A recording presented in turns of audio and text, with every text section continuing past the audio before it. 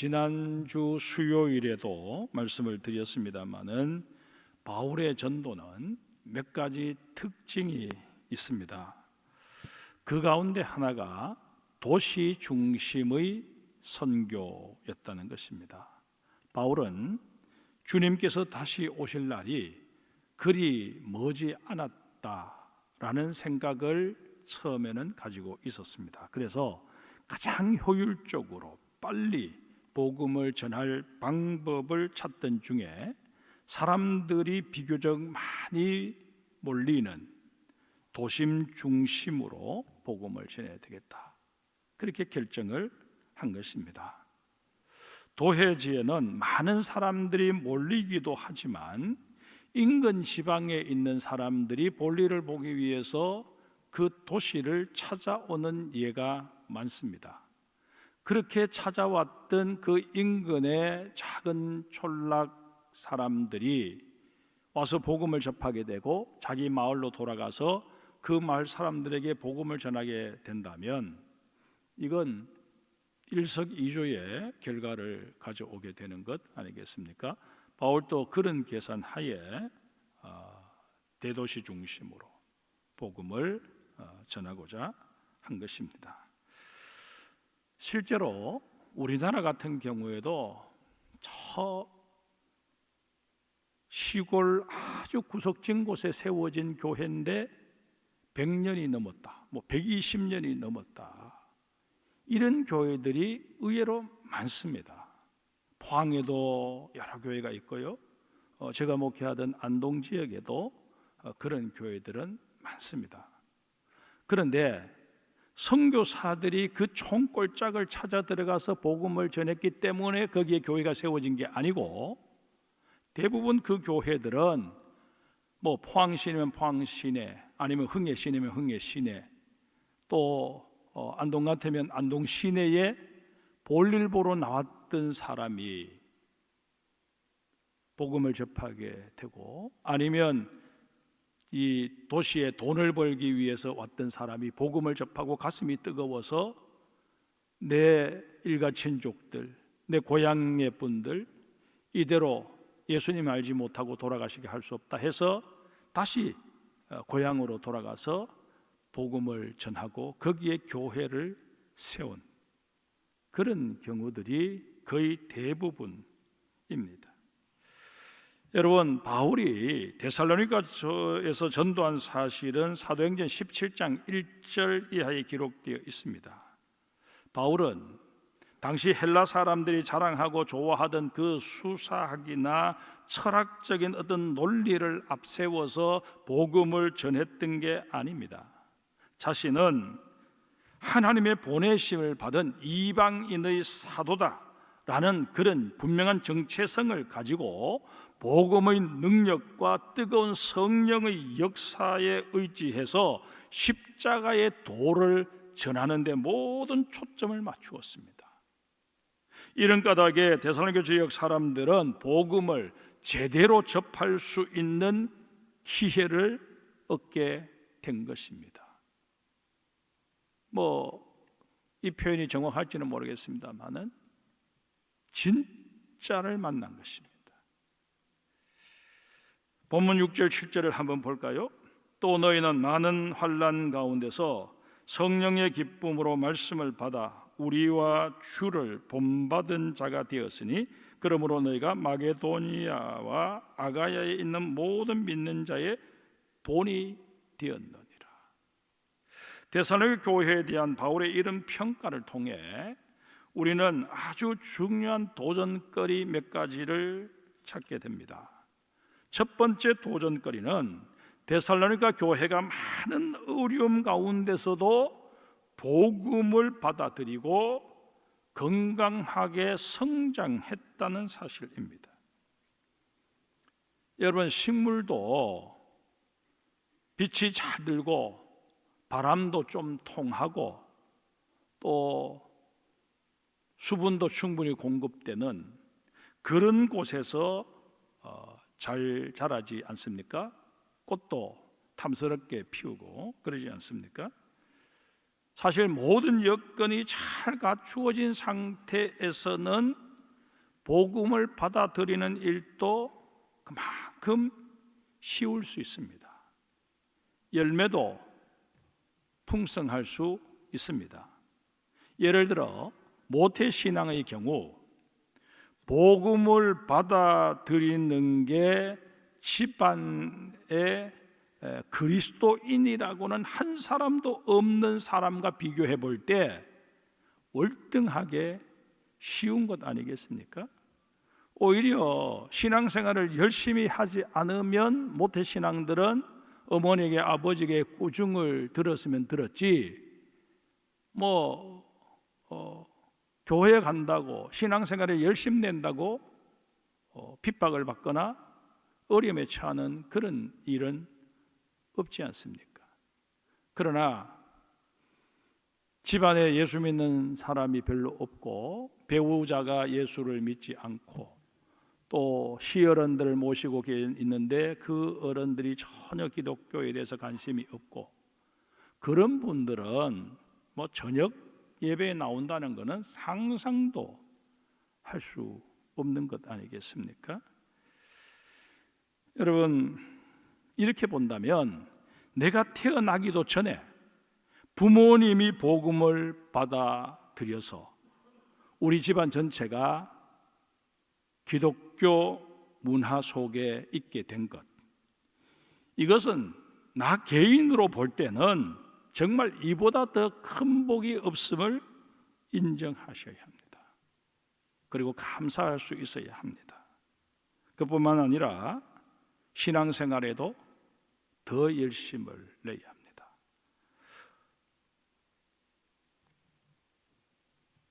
우리는 모태신앙을 비꼬기 위해서 모태신앙은 늘 그 입에 모태 하는 말을 달고 다니는 사람들이다, 그런 말을 하잖아요.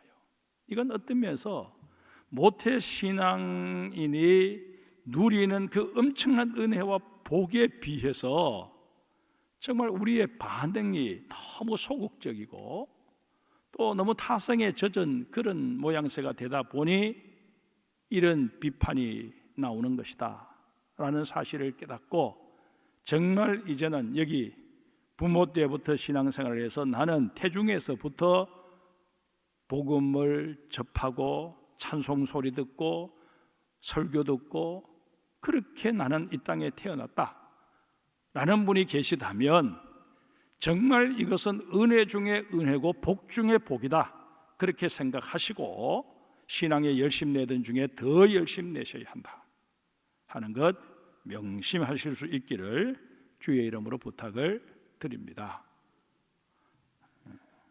우리에게는 모태신앙이 별로 없는 것 같습니다.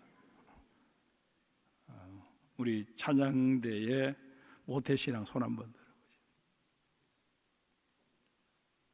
모태신앙이 부끄러워가지고 손을 요래 들고 위로 쫙 이래 들어요. 그분들만 대답하시기 바랍니다. 앞으로 모태 절대로 말하지 않겠습니다. 모태 하겠다는 얘기예요? 내가 딱 봐놨습니다. 모태신앙 누군지.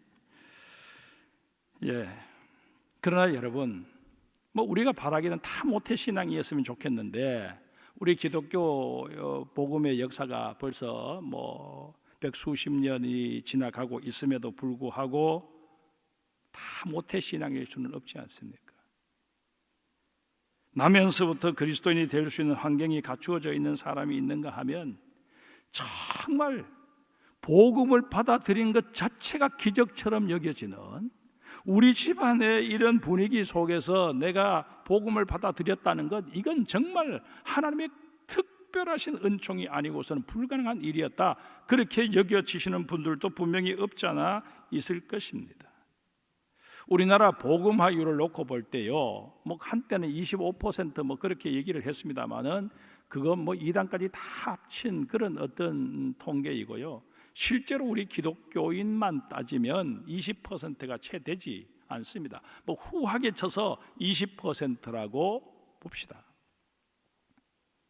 자, 그러면 10명 중에서 8명은 아예 예수 믿지 않는다는 거잖아요. 이러면 확률적으로 우리가 모태신앙일 가능성은 그만큼 낮다는 것입니다. 여러분, 우리의 자녀들도 10명 중에 2명만 기독교적인 여건 속에서 삶을 시작하는 것이고, 나머지는 다 기독교 문화와는 상관없는 곳에서 태어난다는 것입니다. 그런 아이들 중에 친구를 통해서 뭐 이런저런 또 루트를 통해서 예수 믿게 되었을 때 그분들에게 있어서 그 예수 믿는 그것이 그냥 마냥 신나기만 하는 일은 아니라는 것입니다. 우리 주변에 예수 믿는다는 이유 때문에 집안에서 천덕꾸러기가 되고, 뭐 명절에 일가 친족들 만나도 늘 이렇게 왕따 비슷하게 뭐 너는 예수 믿으니까 이런 거 안 하지, 이런 거 못 하지, 뭐 그런 식으로 비아냥거리는 그런 얘기를 들어야 되는 경우가 허다하다는 것입니다. 심지어 예수 믿는다는 이유로 뭐 요즘은 어떤지 모르겠습니다만 제가 학창 시절만 해도 집안에서 쫓겨나는 친구들이 많이 있었습니다. 데살로니가 지역의 사례도 한번 볼까요? 바울이 이 지역에 와서 복음을 전하기 전에는 복음의 복자도 모르는 사람들이었습니다.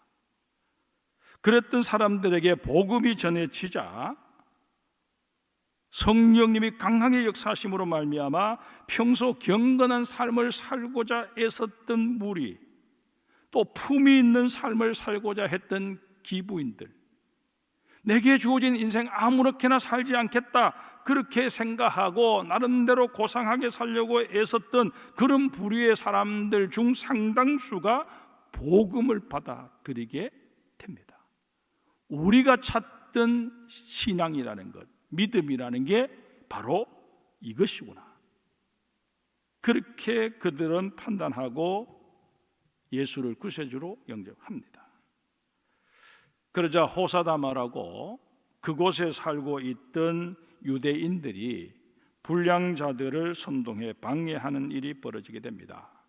바울 일행이 묵고 있던 야손의 집으로 쳐들어와서는 행패를 부리고 야손 집안의 사람들을 위협합니다. 이런 어려움 속에서 데살로니가 교회가 시작된 것입니다. 성도 여러분, 분명히 말씀드리건대 신앙은 우리의 상식과 이성을 초월하기 때문에 식물은 자연 환경이 잘 갖추어져야만 잘 자라고 탐스러운 꽃을 피우는 게 맞습니다. 그러나 신앙의 꽃은 꼭 그런 것만은 아닙니다. 왜 그럴까요? 신앙의 배후에는 성령님의 역사가 있기 때문에 그렇습니다. 데살로니가 교회 정말 모든 면에서 열악한 조건을 가지고 있었지만 이 데살로니가 교회는 하나님의 은혜로 아름답게 성장합니다.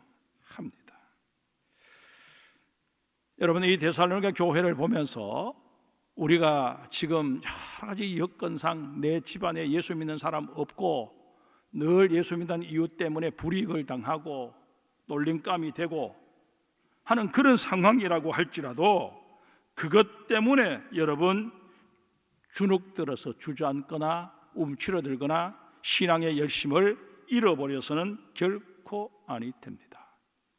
내 배후에는 성령님께서 언제나 나를 돕고 계신다 하는 이 믿음이 분명히 있어야 합니다. 데살로니가 교회 같은 이런 교회를 보면서 여러분들 그런 마음을 다질 수 있어야 할 것입니다. 하나님, 우리 집안에 복음 1세대로 나를 선택하여 주시고 나를 우리 집안에 또 한 사람의 아브라함으로 성별하여 주심에 감사합니다. 이런 마음 자세를 가질 수 있어야 한다 하는 것입니다. 모든 하나님의 역사는 거슬러 올라가 보면 결국 한 사람에게서부터 시작되고 있다 하는 사실을 여러분 유념하셔야 합니다. 간혹 보면 이런 말씀을 하시는 분들이 계십니다. 이번 문제만 해결되고 나면 내가 열심히 신앙생활을 하겠다.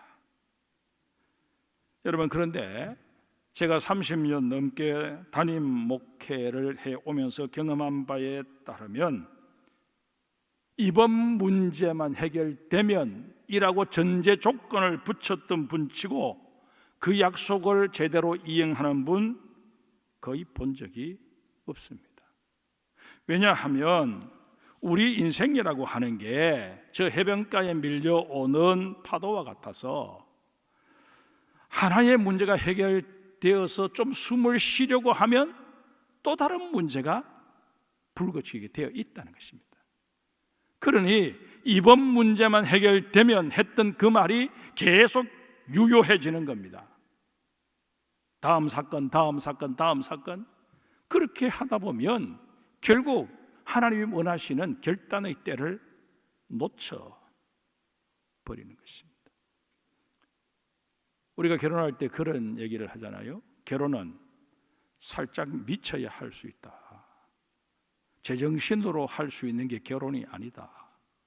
그래서 막 두 눈 찔끔 감고 막 될 대로 되라 하고 그냥 결정해서 결혼을 해야 그게 결혼을 할 수 있다고 그렇게 얘기를 하지 않습니까? 요즘 젊은이들은 우리 때보다 조금 더 영악해서 그런지 몰라도 너무 재는 게 많다 보니까 결혼이 자꾸 늦어지는 것 같아요. 여러분, 신앙생활도 마찬가지입니다. 계속 재고 이번 문제 끝나고 나면 이런 식으로 계속 얘기해가지고는 정말 하나님이 원하시는 결단을 할 수가 없습니다. 뭐 어떻게 되겠지 하고는 눈 지금 감고 하나님이 원하시는 대로 내가 살겠습니다 서원하고 나서면 하나님께서 우리를 도우시고 내가 두 마리 토끼는 잡을 수 없을 것 같아서 계속 밀어왔는데 막상 부딪혀 보면 하나님께서 이 일도 저 일도 능히 감당해낼 수 있도록 내게 힘을 주시는 것을 느끼게 된다 하는 것입니다. 거듭 말씀드리지만 신앙생활 잘하고 못하고는 주어진 환경이나 여건과는 전혀 관계가 없다 그렇게 말씀을 드릴 수는 없지만 크게 연관은 없습니다. 오히려 환경이나 여건보다 더 중요한 게 뭐냐? 내 마음입니다. 내 마음이 부정적이 되어버리고 소극적이 되어버리면 아무리 환경이 좋아도 우리는 주님이 원하시는 결단을 할 수가 없어지고 만다 하는 것 명심하셔야 할 것입니다. 어려운 환경이었지만 훌륭한 교회로 또 주변 모든 교회의 본이 되는 교회로 발돋움했던 데살로니가 교회를 보면서 정말 여러분 우리 신앙의 강력한 도전거리로 삼을 수 있기를 주님의 이름으로 축복합니다. 두 번째 도전거리는 데살로니가 교회는 온전히 주를 본받는 교회였다는 것입니다. 신앙생활의 형태는 주 바라기여야 한다라는 말이 있습니다. 다시 말해서 늘 주님께 초점을 맞추고 주님만 바라보며 사는 게 그리스도인들이 추구해야 할 신앙의 표상이라는 것입니다. 요즘 우리나라 극장가에서 그냥 공전의 히트를 치고 있는 영화가 하나 있습니다. 뭐예요? 여기 보신 분들도 많이 계실 텐데 줄여서 왕사남이라고 하는 왕을 사랑하는 남자 3월 7일부로 1600만 명을 돌파했습니다. 왜요? 문제 있어요? 여러분 이 영화가 뜨니까 요즘 우리 기독교계에 새로운 신조어가 하나 만들어졌습니다. 왕사성이라는 말입니다. 왕을 사랑하는 성도. 여러분 또 여러분들에게 있어서 왕이 누구예요? 세상 사람들은 내 왕은 돈이다, 내 왕은 주식이다, 내 왕은 코인이다 그렇게 말할지 모르지만 우리 예수 믿는 사람들에게서 내 왕은 예수 그리스도이십니다. 내가 그분을 사랑하고 그분과 더불어 사는 그런 성도가 되고자 하는 결단이 우리에게 있어야 합니다. 여러분, 우리에게 하나님께서 이게 스파크를 팍팍 일으키듯이 도전해 주는 것은 성경 말씀을 통해서도 우리에게 그렇게 도전을 하시기도 하고 또 설교를 통해서도 도전하시기도 하고 기도 중에 하나님이 그렇게 도전하시기도 하시지만 일상적으로 우리가 접하는 모든 사회생활 속에서도 하나님께서는 우리에게 깨달음을 주시는 거죠. 많은 사람들이 그 영화를 보기 위해서 막 몰려가서 260만 명만 되면은 손익분기점이라고 하는데 벌써 1600만 명이 넘었으면 대박 터진 거잖아요. 그런 것들을 보면서 여러분, 내 인생의 대박이 뭘까? 내 인생의 대박은 우리 왕 대신 하나님을 사랑하고 왕 대신 예수님을 사랑하고 그분과 더불어 살아가는 그런 존재가 되는 것이다 라는 이 깨달음을 우리가 얻을 수 있어야 한다 하는 것입니다. 우리 예수님 화려한 왕궁에서 권력을 행사하는 그런 존재가 아니라 초라하고 무능해 보이지만 우는 자와 함께 울고 상한 자의 마음을 어루만지시는 그런 분 아니십니까? 그 왕사남 그 영화에서도 유배온 왕이잖아요. 왕도 아니잖아요. 폐위된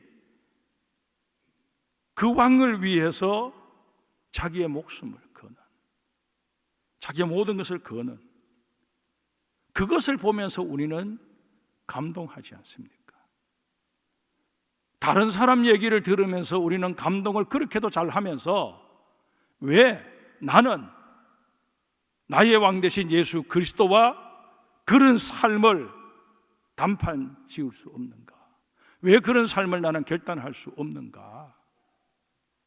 적어도 성도라면 그 영화를 보면서 이런 생각 정도는 하셔야 합니다.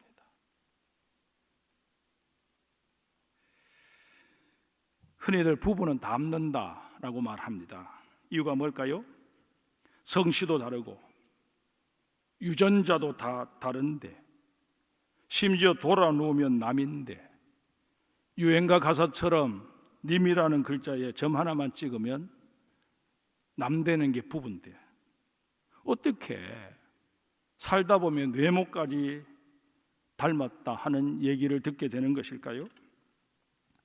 그게 바로 사랑의 힘입니다. 사랑은 우리의 이성이나 상식을 초월합니다. 과학의 논리도 초월합니다.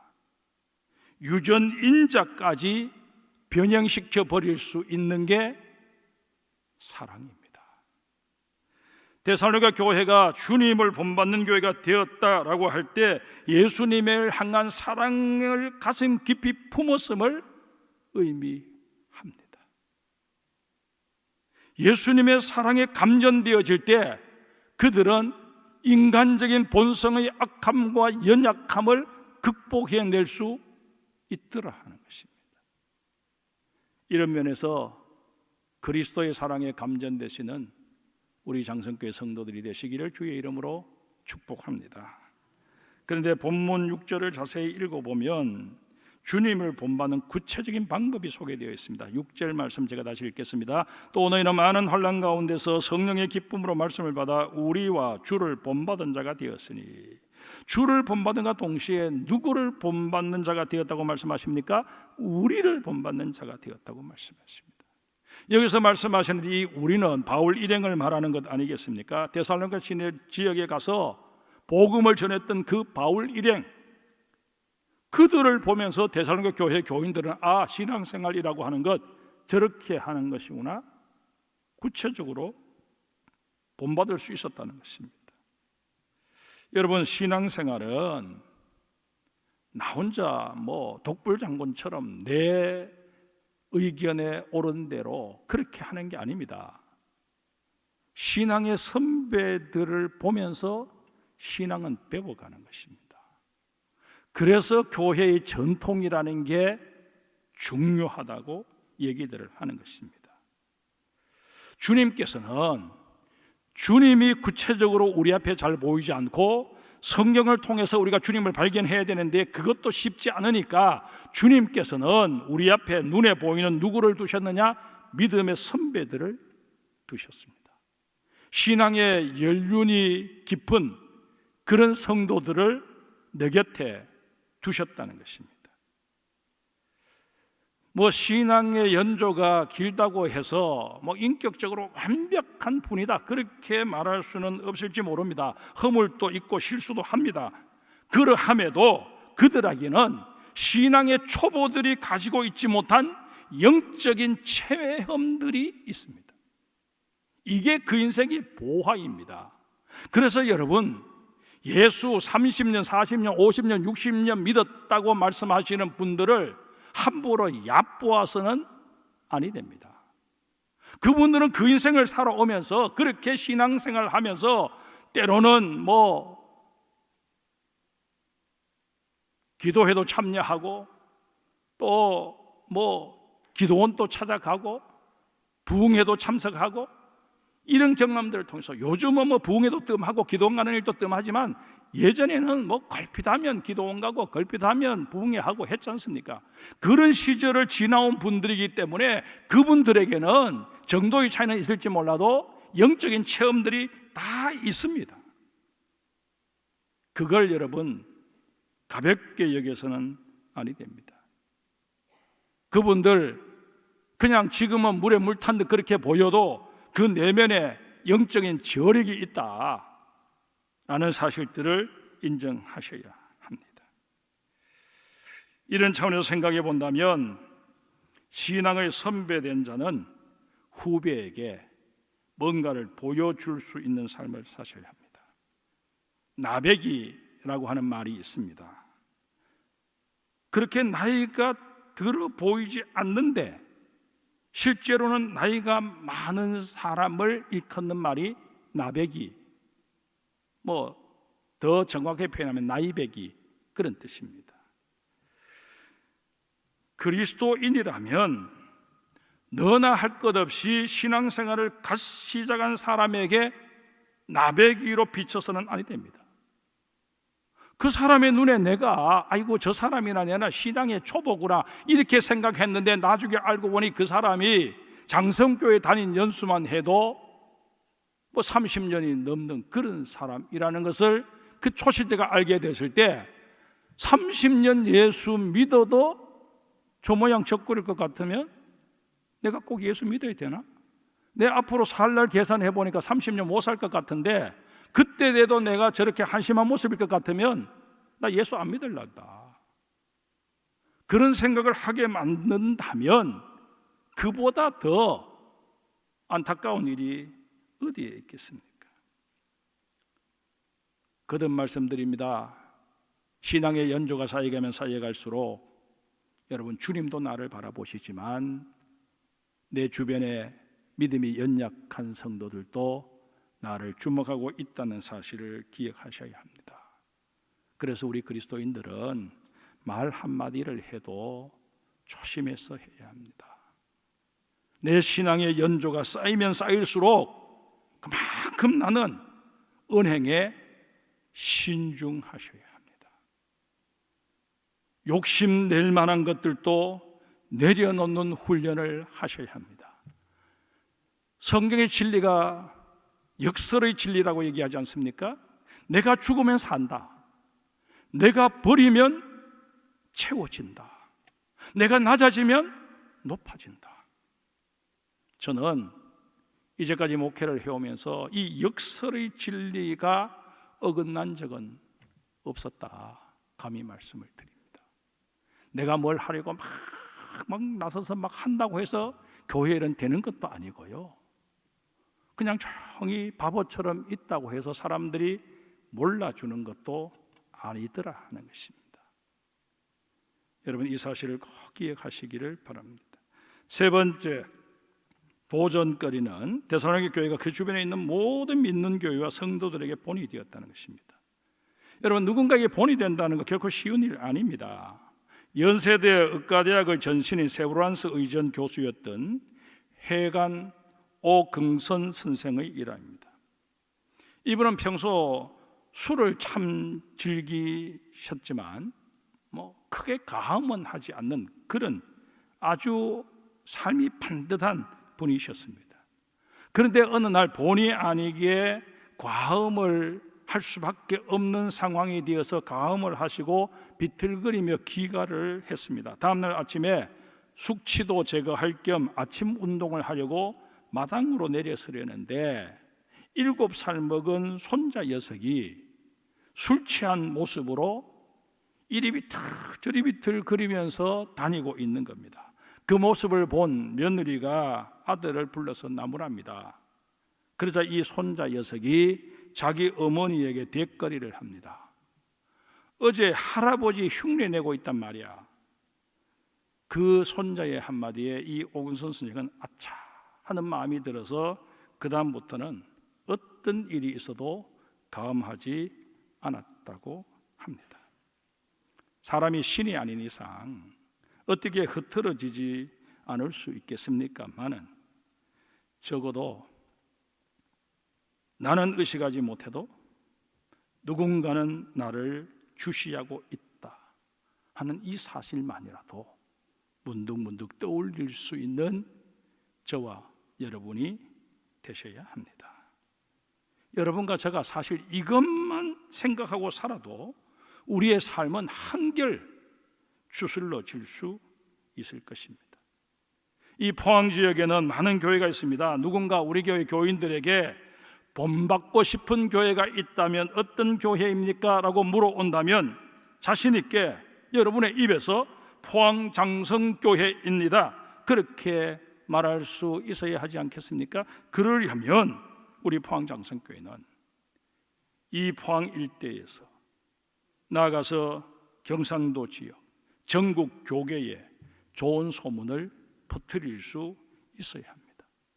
좋은 소문 낼 건 아무것도 없으면서 나 스스로 우리 교회 좋은 교회다, 우리 교회 막 그냥 멋진 교회다, 아무리 떠들어 본들 실체가 없는데 나 스스로 착각하는 것일 뿐인데, 여러분 우리 교회가 그런 허울 좋은 빛 좋은 개살구가 되어서는 아니 되지 않겠습니까? 자, 그러면 이 좋은 소문이라는 게 구체적으로 어떤 소문을 말하는 것일까요? 우리 그 해답을 본문 9절 10절에서 우리 한번 찾아봅시다. 먼저 9절 말씀 우리 같이 읽겠습니다. 9절 그들이 우리에 대하여 스스로 말하기를 우리가 어떻게 너희 가운데 들어갔는지와 너희가 어떻게 우상을 버리고 하나님께로 돌아와서 살아계시고 참되신 하나님을 섬기는지와. 데살로니가 지역은 그 지역 지리적 여건상 우상을 버리고 하나님을 섬긴다는 게 정말 어려운 동네였습니다. 데살로니가에서 서남방 약 80km, 한 200리 정도의 거리에는 그리스 신화의 본산지인 올림포스 산이 우뚝 버티고 서 있었습니다. 당시 사람들은 그 올림포스 산 정상에는 온갖 종류의 신들이 모여 살고 있기 때문에 그들의 비위를 상하게 할 경우 큰 화를 면치 못한다라는 그런 막연한 믿음이 있었습니다. 그 한 예로 제우스 신이 그 머리를 한번 이렇게 흔들 때마다 올림포스 산이 진동했다라는 그런 전설이 그 지방에 전해져 내려오고 있었다는 것입니다.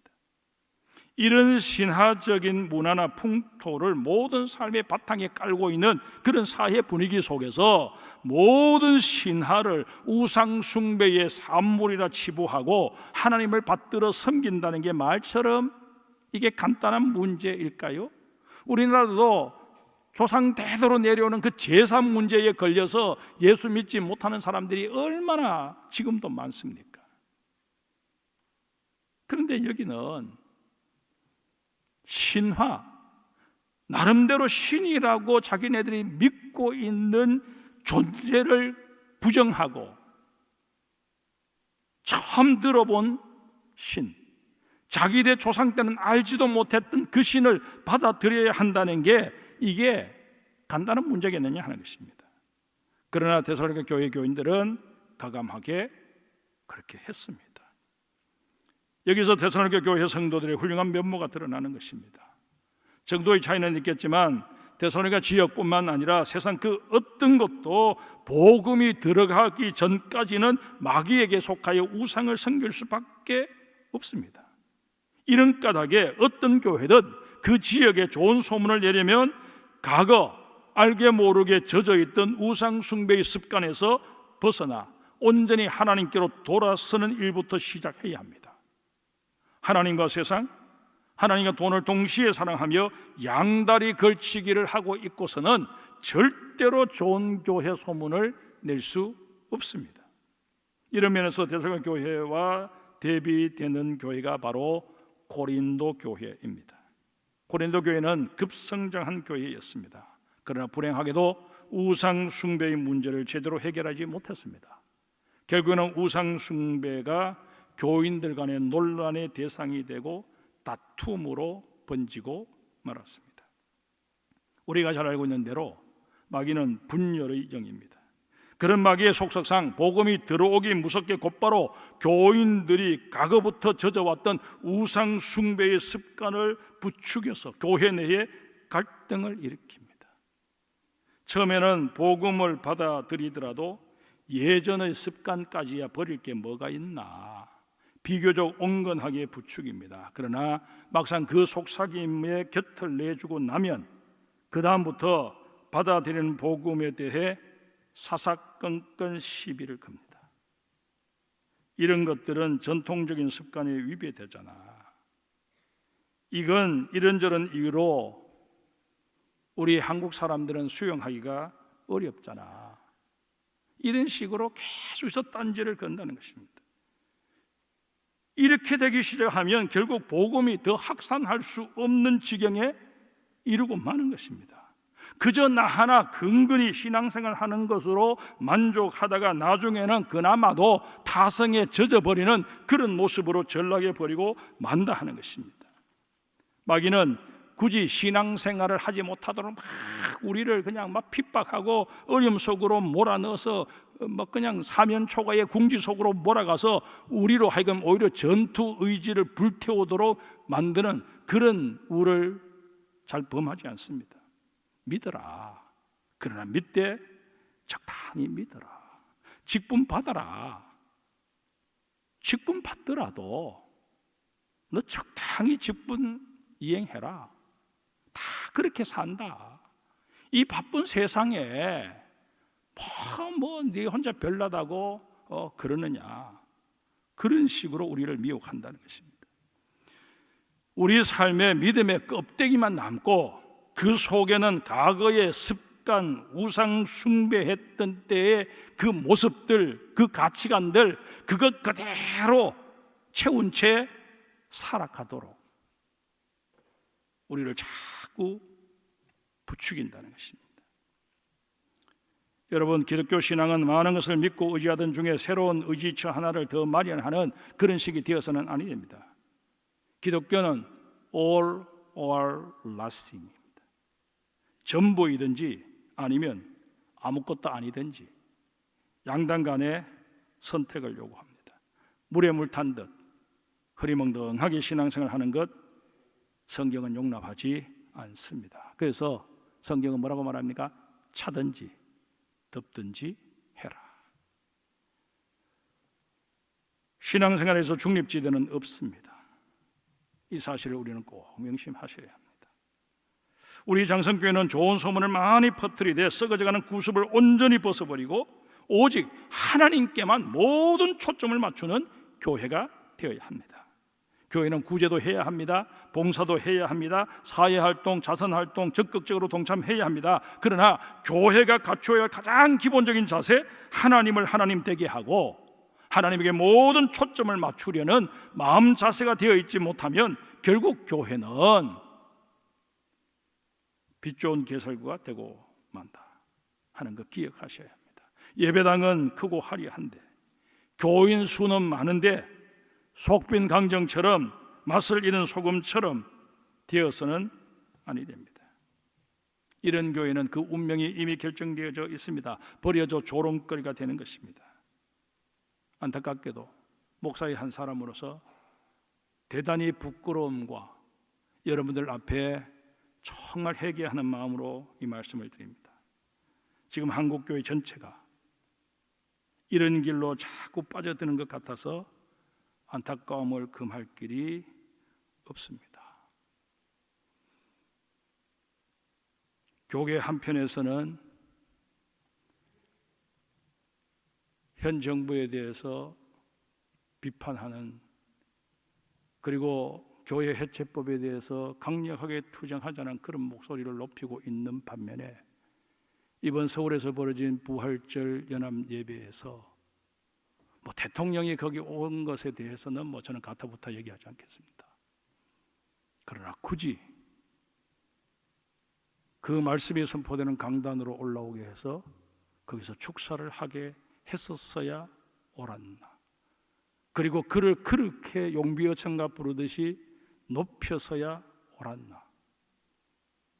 우리가 믿음의 형제라고 말하는 사람들은 정말 감옥에 가고 이런저런 고초를 겪고 있는 이 상황 속에서 누가 형제고 누가 믿음의 사람인지 구분조차 되지 않는 이런 한국교회의 현실을 보면서 과연 하나님이 이 한국교회를 향해서 다시 은혜의 빛을 비추어 주시고자 준비하고 계실까? 여기에 대해서 정말 목사의 한 사람으로서 여러분들 앞에 먼저 정말 회개하는 마음으로, 속죄하는 마음으로 이 말씀을 드립니다. 누가 잘했다 못했다를 떠나서 한국교회가 이렇게 정치적 이념과 자기의 어떤 이권에 연연해서 이렇게 표리부동한 모습을 보이는 것, 이게 성경에 나오는 선지자들의 모습인가? 이게 정말 복음을 위해서 목숨을 걸었던 믿음의 선배들의 모습일까? 라고 했을 때 제가 알고 있는 성경의 상식으로는 아니더라는 것입니다. 그래서 제가 혼란스럽습니다. 힘이 듭니다. 무엇을 하나님 앞에 기도해야 할까? 정말 나 스스로 나 혼자 의로운 척하고 있는 것은 아닌가 하는 그런 또 반성도 하게 됩니다. 여러분, 한국교회가 버려져 조롱거리가 되는 것 하나님도 원치 않으시고 우리도 그렇게 되는 것을 원치 않아야 하지 않겠습니까? 정말 우리 한국교회, 우리는 길을 잃었습니다. 하나님 우리에게 길을 가르쳐 주십시오. 정말 우리가 눈물로 기도해야 할 때라고 여겨집니다. 이제 마지막으로 10절 보겠습니다. 10절에서도 교회가 내어야 할 소문이 무엇인지 가르쳐 주고 있습니다. 18세기 루터계의 경건운동을 주도했던 인물 가운데 벵겔이라고 하는 신학자가 있습니다. 이 사람이 말하기를 주님의 재림을 간절히 기다리는 것이야말로 참 그리스도인의 가장 뚜렷한 특징이다 라고 했습니다. 데살로니가 교회는 주님의 재림을 간절히 사모했던 교회였습니다. 그들은 바울이 전했던 이 예수 그리스도의 부활과 재림에 대해 관련되어 있는 말씀을 굳게 믿었습니다. 이 재림에 대한 소망이 있었기 때문에 세상에서의 불이익, 고달픔 전혀 문제되지 않았습니다. 사랑하는 성도 여러분, 여러분과 제가 자꾸 왜 세상과 타협하게 되고 비굴해지는가? 천국에 대한 소망이 자꾸 흐려지기 때문입니다. 내가 이렇게 살다가 이 땅에 삶 마감하게 되면 주님께서 예비해 놓으신 천국이 있는데 이 믿음만 있으면 우리 죽음이라는 무기를 가지고 우리를 넘어뜨리려 하는 마귀의 그 미혹에 넘어질 이유가 전혀 없다. 이 죽음이라고 하는 것이 꼭 육신의 죽음이 아니라 내 명예가 더럽혀지는 것, 내 재산이 그냥 내 손아귀에서 빠져나가는 것, 내 건강이 상실되는 것, 내가 사랑하는 사람들과 이별해야 되는 것, 이런 여러 가지 것들이 다 복합적으로 이 죽음이라고 하는 단어로 표현될 수 있을 것입니다. 여러분, 내가 두려워하는 것, 내가 잃기 싫은 것, 내가 놓기 싫은 것, 그것에 너무 연연하기 때문에 내 신앙 자체가 흔들려 버린다는 것입니다. 감사와 찬송이 풍성한 교회, 낙심하지 않고 그 어떤 상황에서도 담대하게 하나님을 의지하는 믿음의 공동체, 이런 좋은 수식어, 복된 수식어가 우리 장성교회는 많이 붙여질 수 있기를 간절히 소망합니다. 그래서 포항에 좋은 교회들 많지만 참 저 장성교회가 좋은 교회지, 이런 얘기들을 들을 수 있는 이 교회 구성원된 저와 여러분이 될 수 있기를 주님의 이름으로 축복합니다.